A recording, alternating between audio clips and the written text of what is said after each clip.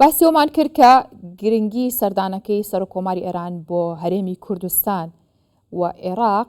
لە چەندین لایەندا خۆی دەبینێتەوە، بەڵام هەرە تەوەرە گرنگەکان ئابوورین لەبەرەوەی لە مێژە کارەکرێ بۆی کە ئەم پەیوەندیە بازرگانی و ئابووریانی کە لە نێوان هەرێمی کوردستان و عێراق بەیەکەوە لەگەڵ ئێراندا هەیە پەرەی پێ بدرێ و ئاستەکەشی زیاتر بکرێ و بکرێت بە دوو هێندە مامەڵەی بازرگانی لە نێوانیان، چونکە ئەو کۆزانین کە عێراق و لەگەڵ هەرێمی کوردستان هاوردەکارێکی گەورەی کاڵا ئێرانیەکانن. جا بۆ مەبەستە بۆی کە قسەی زیاتر لەسەرم بابەتە بکەین لەسەر ئەو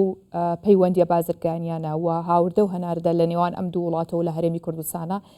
بەکوێ دەگات. ئێمە میوانداری بەڕێز معروف هەرکی جێگری سەرۆکی ژووری بازرگانی هەولێرمان کردووە بەشێکی ڕاستەخۆ لە هەولێرەوە لەگەڵمانە بێ. بەڕێز معروف ئەم کاتت باش سڵاوت لێبێت، پێمان بڵێ ئایا پلانی پێشخستنی پەیوەندیە بازرگانیەکە چۆنە و لە کام بواریشدا زیاترە بێت؟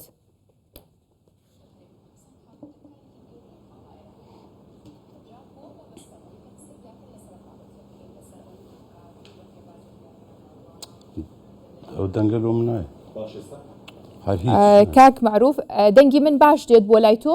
ئەگەر دەنگی من دەگاتە لای تۆ ئەمانوێ گفتوگۆ لەسەرەوە بکەین کە سەردانەکەی سەرۆکۆماری ئێران بێگومان بۆ جەختکردنەوەیە لەسەر گرنگیدان و پەرەپێدانی پەیوەندیە بازرگانیەکان. چەند جارێک لەم سەردانەدا جەخت لەوە کرایەوە هەم لەگەڵ عێراق و هەم لەگەڵ سەرۆکایەتی هەرێمی کوردستان و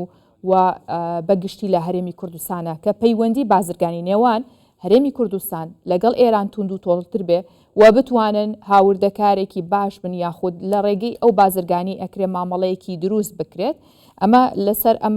بابەتانەگەر بەڕێستان پێمان بڵێن لە کام بوارە زیاتر گرنگی پێدەدرێت؟ وڵاتی کۆماری ئیسلامی ئێران پەیوەندیەکی پتەو هەیە لە دەتوانم بگەڕێنمەوە بۆ ساڵانی نۆتەکانەوە کە ئێمە لە هەرێمی کوردستان کۆنتاکتێکی باشمان هەیە لە ڕووی ئابووری و هەروەها هاوردەکردنی کاڵای ئێرانی بۆ ناو هەرێمی کوردستان. لە هەمان کاتیشدا لە هەرێمی کوردستان بۆتە پردێک بۆ پەڕینەوەی ئەو کاڵانەی کە لە وڵاتی ئێرانەوە دێن بۆ باشووری عێراقی فیدرالیش بچێتن. ئێمە پلانی ئێمە لەو سەردانەی سەرۆکی کۆماری ئیسلامی ئێران لەگەڵ جەنابی سەرۆکی حکوومەت و هەروە بە بەرپرسانی حکوومەتی هەرێمی کوردستان بێگومان تەئکید و بەرنامە و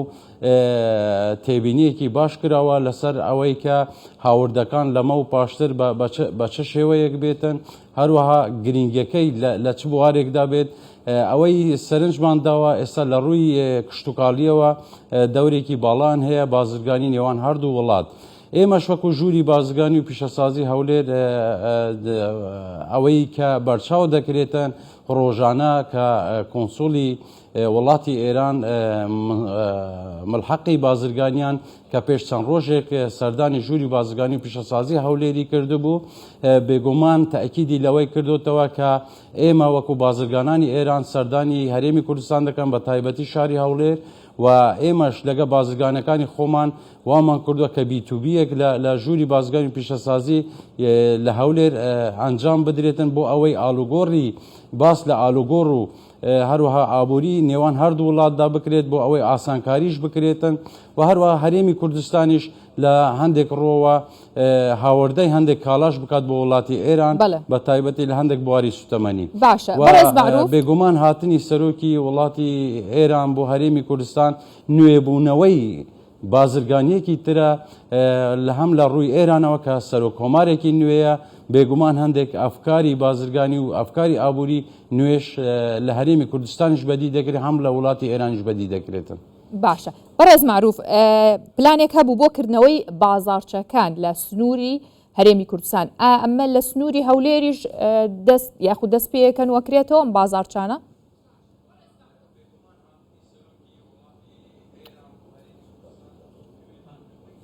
ببوورە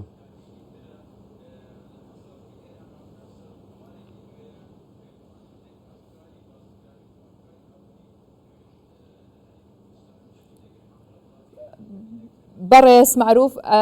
گوێت لە پرسیارەکەی من بوو کە سەبارەت بە بازارچەکان پرسیارم کرد کە پلانێک هەبوو لە ڕابردووە هەندێک بازارچە بکرێتەوە لە سنووری یاخو با بڵین لەسەر سنوورەکان بێگومان بازارچانە لە هەولێری شکرێتەوە دەست پێ دەکرێتەوە و بێگومانی ئینشاءالله بەرنامەی نوێتریش دەبێ هەرچەندە داوای لێبوردن دەکەم پرسیارەکەتان ڕوون نییە لەبەر ئەوەی هەندێک کێشەی دەنگیشەیە. باشە ئەگەر ئەو بازارچانەی کە پلانتان هەیە بکرێتەوە سنووری حاجیۆمران ئەگرێتەوە یاخود ئەو بەشاگرێتەوە و دەواازەی نێوان هەرێمی کوردستان یاخود با بڵێن هەولێر و ئورمیاگرێتەوە؟ بێگومانین